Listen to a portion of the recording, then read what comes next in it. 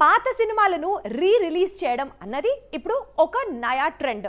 యాక్చువల్గా stars birthdays రోజున తను నటించిన సూపర్ హిట్ బ్లాక్ బస్టర్ సినిమాల్ని రిలీజ్ చేయడం అన్నది గత కొంతకాలంగా మన టాలీవుడ్లో కూడా కనిపిస్తోంది. And it also been proof successful.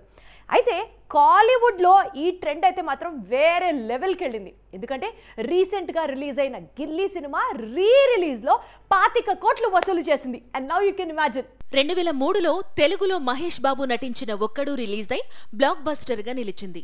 ఇదే చిత్రాన్ని తమిళంలో ఆ తరువాతి ఏడాది విజయ్ గిల్లీ పేరుతో రీమేక్ చేశాడు. అప్పట్లో ఈ చిత్రం సంచలన విజయం సాధించింది. సరాసరి 50 కోట్ల వసూళ్లను రాబట్టింది. గత వారం గిల్లీని 4K వెర్షన్లో మళ్లీ థియేటర్స్ లోకి రిలీజ్ చేశాడు అక్కడి నిర్మాత. ఇప్పటి వరకు రిలీజ్ అంటే ఇండియన్ సినిమాలో 10 కోట్లకు పైగా వసూళ్లు వస్తే గొప్ప. షోలే, అవతార్ లాంటి చిత్రాలను తిరిగి విడుదల చేసినప్పుడే ఇలాంటి వసూళ్లు కనిపించాయి. ఇప్పుడు గిల్లీ వీటన్నిటినీ దాటుకుని 25 కోట్లు వసూళ్లను అందుకునేందుకు పరుగులు తీస్తోంది. 2004లో సినిమా రిలీజ్ అయితే 50 కోట్లు వస్తే ఇప్పుడు అదే చిత్రాన్ని తిరిగి విడుదల చేస్తే 25 కోట్లు రావడం అంటే చిన్న విషయం కాదు. కోలీవుడ్లో విజయ్ క్రేజ్ ఈ సినిమా కలెక్షన్స్ రిఫ్లెక్ట్ చేస్తున్నాయి. ఇప్పటి వరకు వచ్చిన 22 కోట్ల వసూళ్లలో తమిళనాడు నుంచి సగం కలెక్షన్స్ వస్తే మిగతావన్నీ ఓవర్సీస్ మార్కెట్ నుంచి వచ్చినవే. ఆ రకంగా చూసినా విజయ్ రేర్ రికార్డ్ నెలకొల్పినట్లే లెక్క.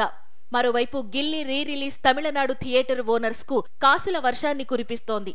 అసలే కొత్త సినిమాల విడుదలలు లేక విలవిల్లాడుతున్న తమిళ సినీ పరిశ్రమకు గిల్లీ 4K వెర్షన్ బ్లాక్ బస్టర్ కావడం పెద్ద రిలీఫ్ గా మారింది.